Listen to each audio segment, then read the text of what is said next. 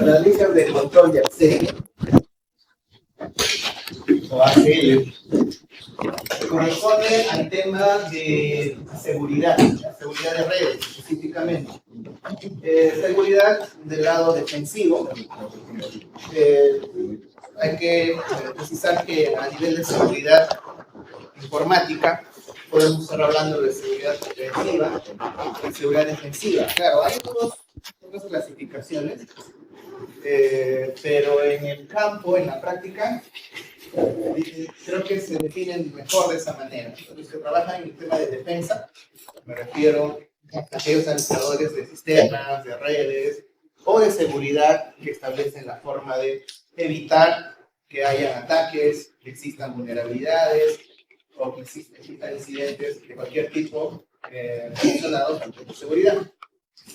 Y ese trabajo en realidad es bastante complicado, porque debemos cerrar todas las posibles brechas que existen en una plataforma tecnológica.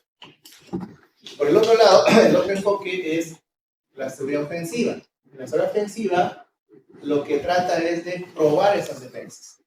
Para probar esas defensas, hay que aplicar técnicas de ataques.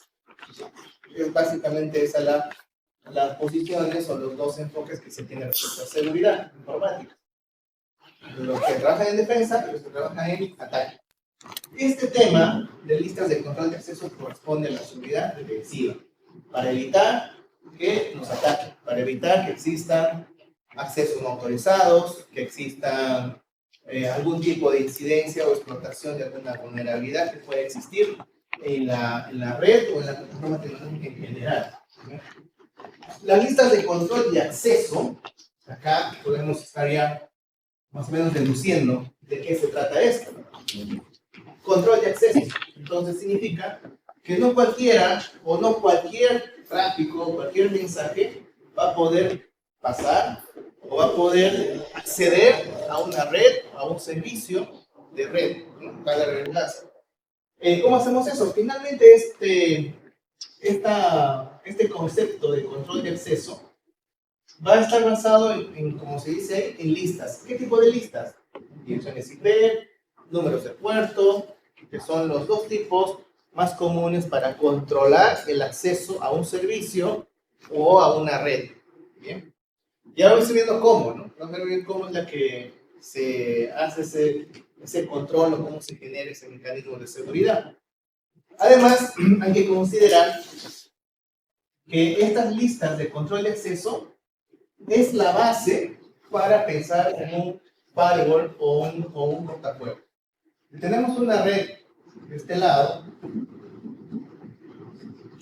una red LAN, por lo general vamos a tener, claro, imaginando varios dispositivos acá en el medio, tenemos un gateway y nos conectamos a internet, ¿sí? Pero esto no es todo en una red. En una red corporativa van a ir apareciendo otros elementos. Por ejemplo, va a aparecer esta zona, ¿cómo se denomina? ¿Dónde están los servidores? Se denomina DMZ, o zona desmilitarizada. Esta se conecta también, se va a conectar aquí en un punto, tanto para la salida hacia internet, como para el acceso a la interacción con la interna. Aquí podemos determinar que existe una LAN, acá está el DMZ, y bueno, por aquí está internet. ¿Bien? Pero la pregunta es, ¿pero aquí cómo es esto? ¿No? ¿Cómo se establece esta comunicación? Considerando además que estos servidores, los que están en esta zona, son servidores corporativos, pero que dan servicio o que disponen de recursos para usuarios que están fuera de nuestra red, que están aquí en internet. ¿Cuáles son esos tipos de servicios? Por ejemplo, la página web, ¿no? El servidor web. Puede ser también correo. Por ahí podemos tener algún tipo de archivo, un servidor de archivos de forma pública. Bien, algunos servicios que requieren, ojo, que requieren que se acceda desde fuera. Pero también tenemos, dentro de esta red LAN, podemos tener servidores. Podemos tener servidores. Estos servidores no son de DNS, son servidores internos. Son servidores internos que tienen aplicaciones o recursos que solo sirven para los usuarios internos. No tienen por qué acceder desde la red, desde internet a esos servidores. ¿Qué tipo de servidores podrían ser? ¿Qué tipo de servidores se les ocurre que podrían estar aquí, que no deben estar aquí?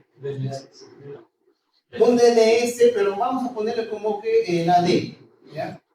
Es decir, el Active Directory o el controlador de dominio, si hablamos de Windows. El DNS, sí podemos tener un DNS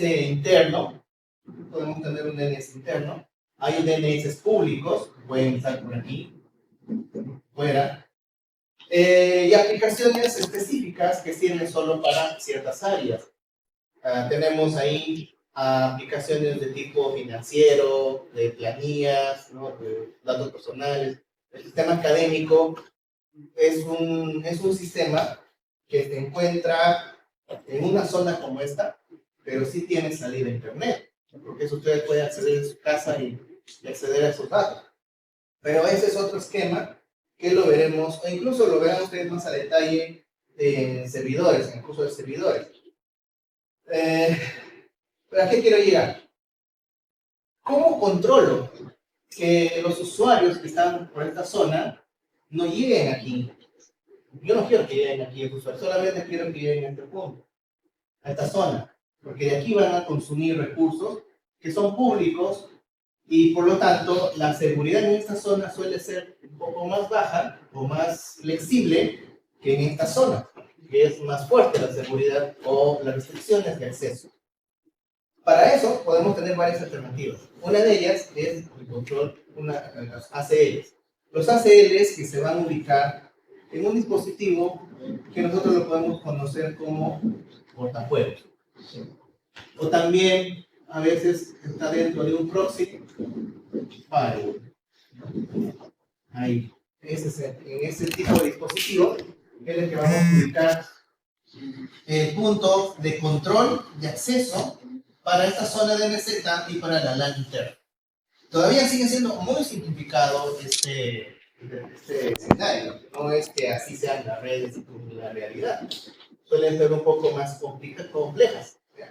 Pero para entender el funcionamiento de lo que queremos llegar sobre el control de acceso, lo que nosotros debemos entender es que existe alguna forma de configuración o dispositivo que precisamente haga eso, controlar que no todos se pasen por aquí, que se controle que lleguen este DMZ, pero que no puedan llegar a este punto.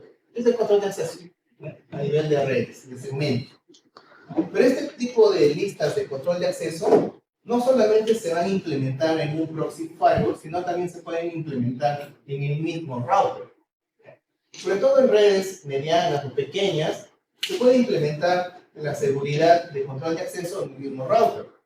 Significa que si tengo una LAN, esta tiene conexión a internet a través de un router X, o sea, redes remotas, voy a ponerle un cortafuegos aquí, voy a ponerle un cortafuegos a este punto, de este lado, afuera también. Ya cuando lleguemos a hablar de firewall y cortafuegos, que es también parte de esta unidad, vamos a ver que se pueden ubicar en diferentes zonas. Pero podemos convertir este router en un cortafuegos también. ¿Cómo? Configurando ACLs, es decir, listas de control de acceso. ¿Para qué? Para asegurar, para controlar que los mensajes o el tráfico pueda discernir si va a una red, debe ir a una red específica o no. No solamente hacia el lado interno, sino también hacia internet. Ya vamos a ver los tipos de ACLs. Bien, entonces el ACL puede ubicarse, además de dispositivos especiales, puede ubicarse también en el mismo router. Y el mismo router puede convertirse en un router cortafuegos. puede tomar ese rol un enrutador. ¿De qué manera se implementan las ACLs basadas en direccionamiento lógico, en IP, o también en puertos, pero puertos no puertos físicos de capa 2, sino puertos de capa 4? Me refiero a este tipo de puertos. ¿Sí? ¿Recuerdan? ¿No? ¿Qué puertos, cuando hablo de puertos, qué puerto tiene el HTTP? El 80. ¿Sí? Pero cuando hablo de puertos de capa 2, estoy hablando de las interfaces del switch. ¿No? Eso sí, tiene puertos físicos y puertos de servicios. Bueno, entonces, ¿cómo se implementa una ACL? Hay dos formas de hacerlo, y una de las formas de explicar es a través de lo que se hace en el control de aeropuertos o en los países o ciudades en el mundo. Por ejemplo, si ustedes viajan a Estados Unidos, de Perú, ¿qué les van a pedir? Visa. ¿Dónde se los piden? ¿A la entrada o a la salida de Perú o a la entrada de Estados Unidos? Realmente lo piden en ambos, pero vamos a suponer que lo pide a la entrada. ¿Ya? Vamos a hacer esa hipótesis. O sea, te das un vuelo, llegas a Estados Unidos, no tienes visa y te rebotan, o sea, no te dejan entrar. ¿Ya? Esa es una forma de hacer. ¿Dónde está haciendo el control? ¿En el origen o en el destino? En el destino. ¿Ya? Esa es una forma de hacer. Si por el contrario, el control fuese antes de que viajes, que subas al avión, el control está haciendo en el origen. Pero para controlar en el origen, ¿qué se debe saber? ¿A dónde está haciendo? ¿Sí? Si no sabemos a dónde se está dirigiendo la persona, no podemos decirle sí o no. Entonces debe saber a dónde se está dirigiendo. Y eso es un control en el origen. Ante este ejemplo, más o menos real, ¿cuál es el que consume menos recursos? ¿El control en el origen o el control en el destino? En el origen, ¿no? ¿Por qué? Porque te gastas volando tiempo, recursos para que te digan que no. Desde el punto de vista del usuario, desde el punto de vista de la aerolínea o del proceso en sí también, estás consumiendo recursos. Por lo tanto, pasa lo mismo en redes. Si un paquete, un mensaje, se viaja a toda la red para que tú no puedes entrar, consumió ancho de banda, consumió tiempo, procesamiento y en el destino, para que le diga que no. Entonces, ¿cuál sería la alternativa? Es que se controle en el origen, siempre y cuando se sepa a dónde se dirige. No siempre pasa eso, por decir, en las redes domésticas. En las redes domésticas, el control para que, bueno, en las redes domésticas es libre, ¿no? Pero hay configuraciones en pequeñas oficinas, pequeñas empresas, donde se requiere control de salida, por decir, o en la universidad. Ahora creo que no hay mucho ese tipo de control, pero se tenían grupos clasificados de usuarios para que puedan acceder o no a cierto contenido. Ejemplo, las secretarias no podían acceder a radio ni a streaming, o sea, video, YouTube, nada. Solamente temas que se relacionan con su quehacer laboral. Y eso sigue pasando en otras empresas, ¿no? Las restricciones en un banco es más restrictivo aún todavía. Entonces, ¿dónde se está haciendo el control? ¿En el origen o en el destino? Para que un usuario pueda acceder o no a las páginas de radio. ¿En el destino o en el origen? En el origen. Estamos hablando desde el punto de vista de red. ¿Ya? En el origen. Aquí se está controlando para que no salga.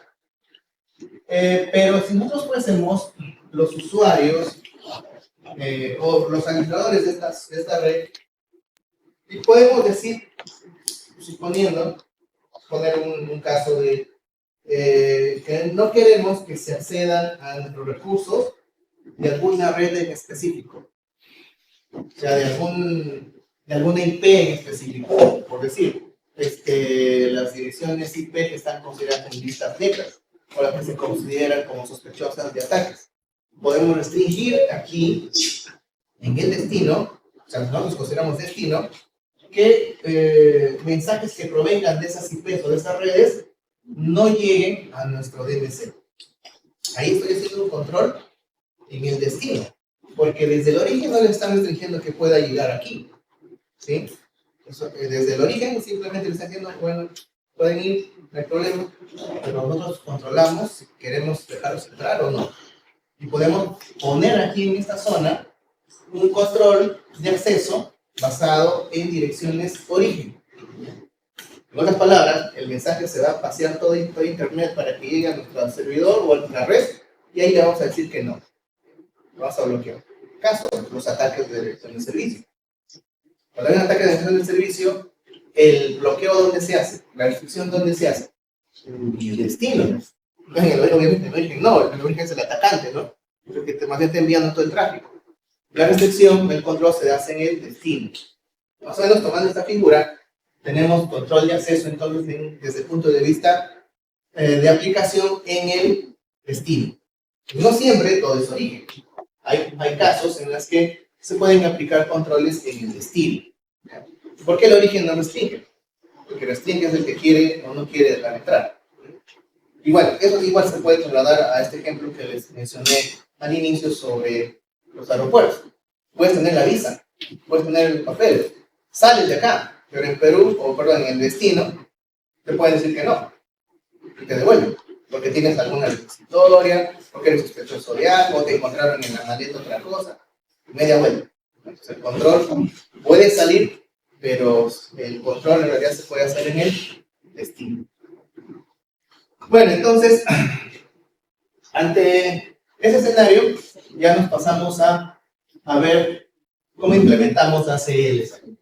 Hay dos tipos de ACLs. ¿Hay alguna pregunta? Hay otro. ¿Se podría tener un ACL tanto en el origen como en el destino? Sí.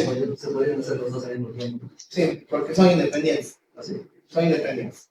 Lo que puedas configurar en un router o en una ACL aquí es independiente al ACL que puedas tener configurado en otra red. También aquí. No conversan. Son diferentes. Pero cada uno tiene sus reglas en ese router o en ese punto, y es el control que está establecido en sus reglas. Uno puede ser que este de aquí sí le deje pasar tráfico hacia este destino, pero resulta que en este destino no le va a dejar, por regla. Pero no conversan entre ellos. Pueden haber reglas contradictorias, sí, porque si a uno le deja salir y al otro no le deja entrar, o el otro tiene abierto todo, o sea, cualquiera que entre, pero no deja salir. El origen no deja salir. Caso, los controles que se dan en las empresas, en el usuario, ¿no? Ustedes creen que, ejemplo, si no quiero que aquí y allá, o las redes sociales, no tienen restricciones en ese sentido, pero el origen sí podemos decir que no, que no lleguen ahí el tráfico, los mensajes con destino a este tipo de recursos.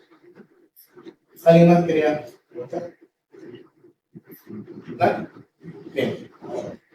Entonces, les decía que hay dos tipos de ACLs básicos que están orientadas al manejo de IPs y puertos. No estamos hablando de listas negras, listas blancas, es un concepto complementario, pero que no entra aquí.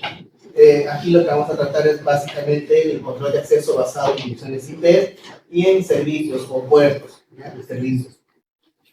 Hay dos tipos, esos dos tipos de ACL son denominadas en general porque puede parecer que son propietarios, pero en realidad se utilizan en diferentes marcas, como es el Cisco, Huawei, HP o Aruba. Se tienen ACLs estándar y ACLs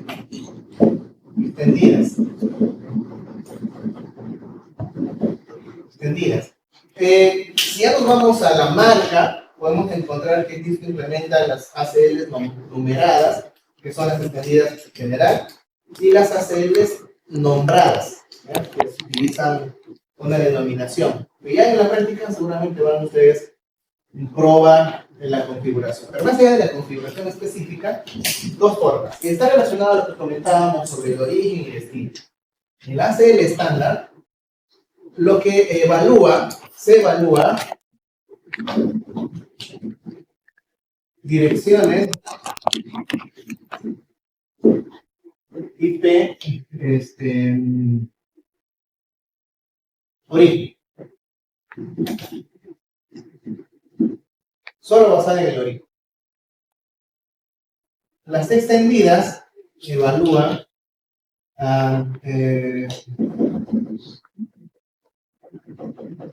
evaluación de direcciones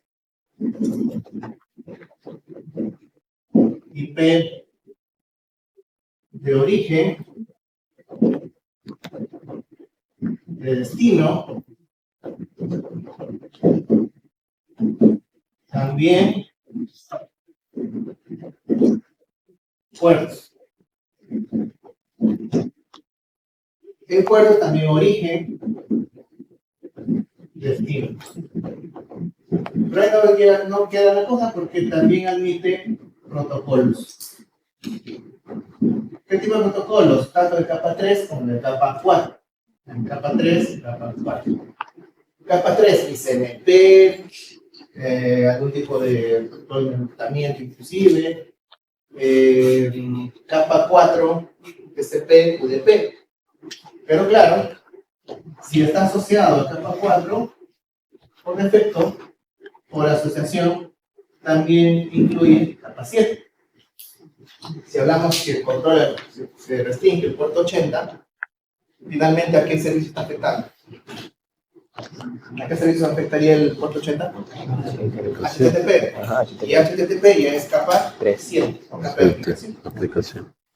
Entonces, fíjense que la extendida tiene más opciones, es más flexible, es más granular en el tema de control. En cambio, el estándar solo evalúa direcciones IP origen.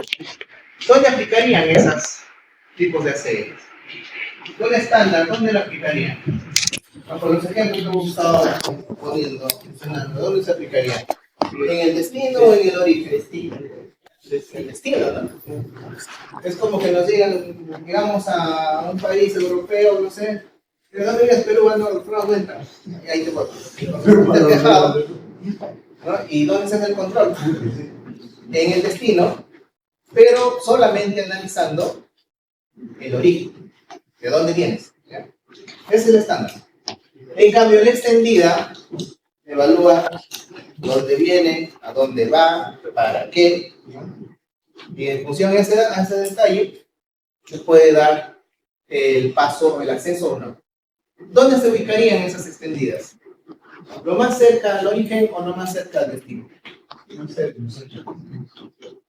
Si fuese lo más cerca al destino, sería muy parecida a los estándares, ¿no? O sea, te pasaste todo el recurso consumiendo ancho de banda, practicar no, ¿sí? Los dos sería lo más conveniente. El origen. ¿Por qué? Porque sé a dónde está yendo. En cambio, en el estándar no. El estándar lo único que admite son direcciones de origen. Por lo tanto, en el origen no puedo decir a dónde vas. Porque el ACL esta no me permite o no conoce el destino. Por lo tanto, el control no puede ser en el origen. Tiene que ser en el destino. En cambio, las extendidas, por el tipo de información que manejan, se puede ubicar en el origen. ¿Se puede ubicar en el destino? Sí, también. ¿Sí? Porque igual sé de dónde viene. Entonces la extendida se puede ubicar tanto en el origen como en el destino. Pero por conveniencia se recomienda que se ubique lo más cerca al origen. ¿Ya? El extendido. Entonces aquí podemos anotarlo. La ACL estándar debe ser localizado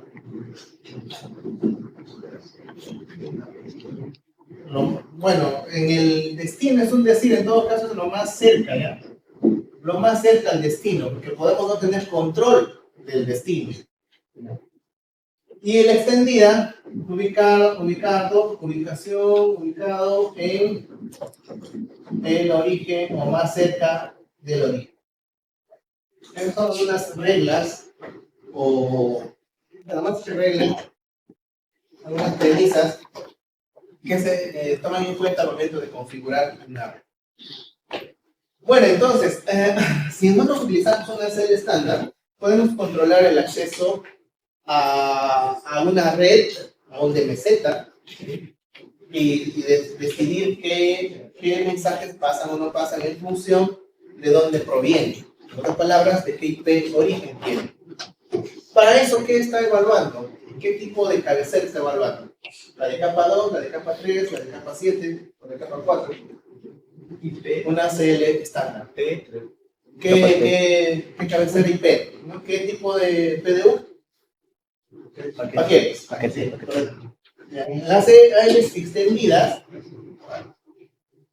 ya es más diversificado, ¿no? Capa 3, capa 4, capa 7. Son las que se manejan en las redes extensivas. Bueno, entonces, vayamos a hacer ejemplos.